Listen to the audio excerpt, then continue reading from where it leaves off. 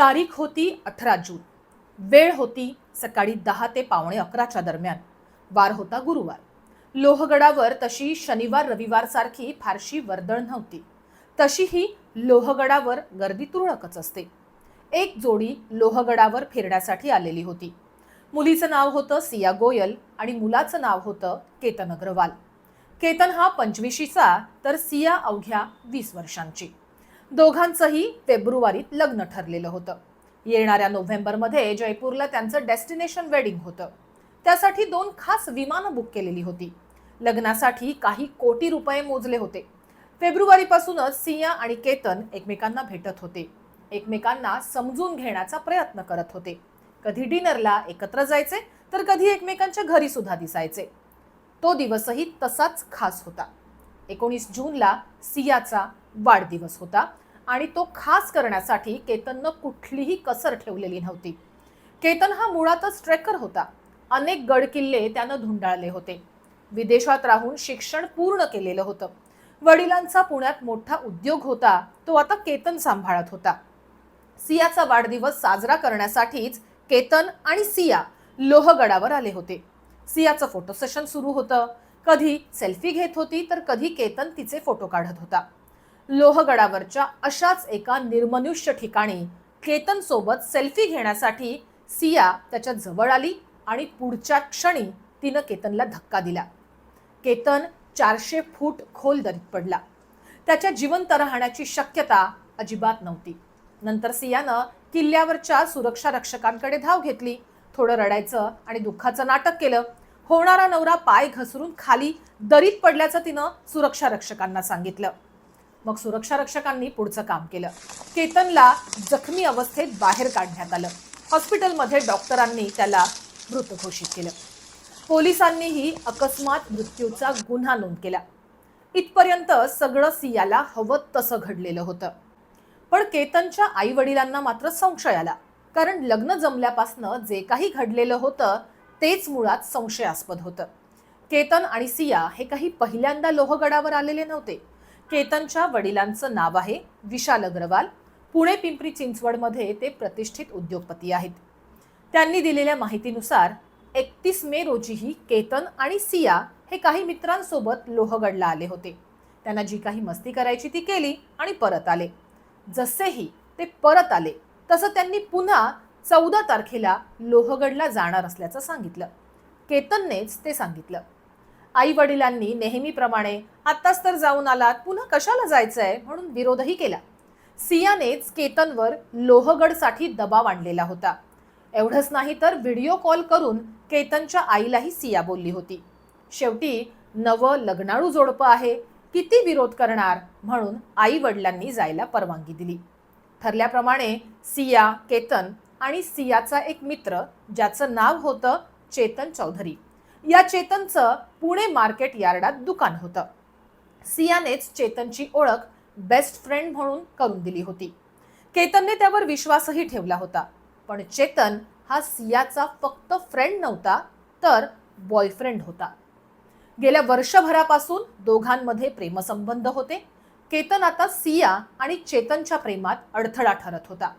दोघांनी थेट केतनचाच काटा काढायचं षडयंत्र रचलं. त्यासाठी त्यांना लोहगड खुणावत होतं. केतनला मात्र त्याची कसलीच भनक नव्हती. जिथं सिया तिथं केतन होता आणि जिथं केतन तिथं चेतन यायचा. 14 जूनलाही सिया आणि केतन सोबत चेतन आला.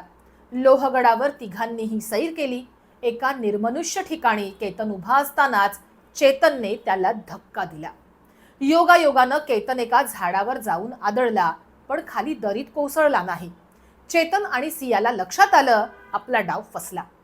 चेतनने साप दिसल्याचा बनाव केला. म्हणजेच केतन तुला साप चावणार होता म्हणून मी तुला धक्का देत बाजूला केलं, बघ मी तुझा जीव वाचवला, असं चेतन केतनला म्हणत होता.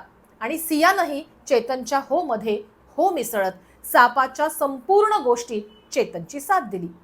बिचारा केतन सियाच्या प्रेमात एवढा बुडालेला होता की सिया त्याच्या जीवावर उठल्याचंही त्याच्या लक्षात आलं नाही. त्या दिवशी सिया केतन घरी आले. जे काही घडलं ते केतनने आई वडिलांना सांगितलं. घरच्यांनाही चेतनबद्दल बरं वाटलं. लोहगडावरच्या सापाच्या घटनेआधीही एक गोष्ट केतन सोबत घडलेली होती, ती होती पासपोर्ट चोरी होण्याची. प्री वेडिंग शूटच्या निमित्तानं केतन आणि सिया इतर 4 मित्रांसोबत थेट इंडोनेशियाच्या बालीला निघाले होते. तारीख होती 6 जून. पुण्यातनं हा सगळा ग्रुप मुंबई विमानतळावर आला. पण चेक इन करताना केतनच्या लक्षात आलं की त्याचा पासपोर्ट चोरी झालाय. सगळ्या बॅगा शोधून बघितल्या, पण केतनचा पासपोर्ट काही मिळाला नाही. शेवटी सगळा ग्रुप पुण्याला परतला. पासपोर्ट हरवल्याचं केतननं घरी सांगितलं. आई वडिलांना सुद्धा आश्चर्य वाटलं. इतर सगळ्यांचे पासपोर्ट जिथल्या तिथं होते, फक्त केतनचाच पासपोर्ट कसा काय गायब झाला? पण त्यांनी काही विचारपूस केली नाही. केतनचं एकत्र कुटुंब, 20 माणसं एकत्र राहणारी मारवाडी फॅमिली. सियाला बालीला जायचंच नव्हतं. हा सगळा सियाचा बनाव होता. हे केतनच्या अजिबात लक्षात आलं नाही, येत नव्हतं. लोहगडावर केतनला मारलं गेलं त्यानंतर त्याच्या आई वडिलांच्या भेटीसाठी पुणे ग्रामीण पोलीस पोहोचले. त्यावेळेस त्यांनी या सर्व घटना त्यांच्या कानावर घातल्या. एक गोष्ट बरी होती, केतन जे काही सियासोबत घडत होतं ते येऊन घरी सांगायचा. कदाचित जॉईंट फॅमिलीचा तो एक इफेक्ट असावा. ग्रामीणचे एसपी संदीप सिंग यांनाही केतनच्या वडिलांनी आधीची लोहगडावर घडलेली घटना सांगितली. बालीचं पासपोर्ट प्रकरण सांगितलं. त्यांचा संशय बळावला. लोहगड पोलीस कामाला लागले. त्यांनी केतनच्या अपघाताची आता मर्डरच्या अँगलनं तपास करायला सुरुवात केली. लोहगडावर जेवढे सीसीटीव्ही फुटेज आहेत ते तपासायला घेतले. एवढंच नाही तर सिया, केतन यांचे CDR सुद्धा काढले. सीसीटीव्ही फुटेजमध्ये 18 तारखेलाच सिया आणि केतन सोबत आणखी एक तरुण दिसत होता. उंचपुरा पण अंगात हुडी घातलेला. किल्ल्यावर नाही तर कडाक्याच्या हिवाळ्यात रनिंगसाठी बाहेर पडावा असा त्याचा पेहराव. बरं, फुटेजमध्ये तो स्वतःचं तोंड दिसणार नाही याची पुन्हा पुन्हा काळजी घेत होता. केतन आणि सियापासनं अवघ्या काही अंतरावरनं तो चालत होता. केतनला ओळखू येणार नाही याची तो काळजी घेत असावा. पोलिसांना आश्चर्य वाटलं. एवढ्या कडाकाच्या उन्हात अशी हुडी घालून कोण किल्ल्यावर येतं? सियाचे फोन डिटेल्सही आले होते. त्यात ती एका मुलाशी गेल्या वर्षभरात खूप वेळा बोलल्याचं लक्षात आलं. त्याचं नाव होतं चेतन चौधरी. हा हुडीतला मुलगा चेतन चौधरी असल्याचं ओळखायला पोलिसांना अजिबात वेळ लागला नाही. ज्या दिवशी केतनचा लोहगडावर मर्डर झाला त्या दिवशी चेतनही तिथेच होता. तो पुणे मार्केट यार्डातनं ज्युपिटर गाडीनं लोहगडावर पोहोचलेला होता. पोलिसांनी हुडीवरून चेतनला ताब्यात घेतलं. सियालाही ताब्यात घेतलं आणि पोलिसी खाक्या दाखवल्या. दोघांनी जे काही घडलं ते सगळं सांगितलं. केतनच्या खुनाची त्यांनी कबुली दिली. आता काही प्रश्न. सियाला जर केतन सोबत लग्न करायचंच नव्हतं तर तिनं ते स्पष्टपणे घरी का सांगितलं नाही? की सांगूनही सियाच्या घरच्यांनी ते ऐकलं नाही? केतन सारखं एवढं चांगलं स्थळ हातातनं जायला नको असं त्यांना वाटत असावं का? केतनचे वडील म्हणाले, सियानं आम्हाला तशी हिंट दिली असती किंवा एखादा फोटो जरी पाठवून दिला असता तरी आम्ही हे लग्न मोडलं असतं. मग तसं सियानं का केलं नाही?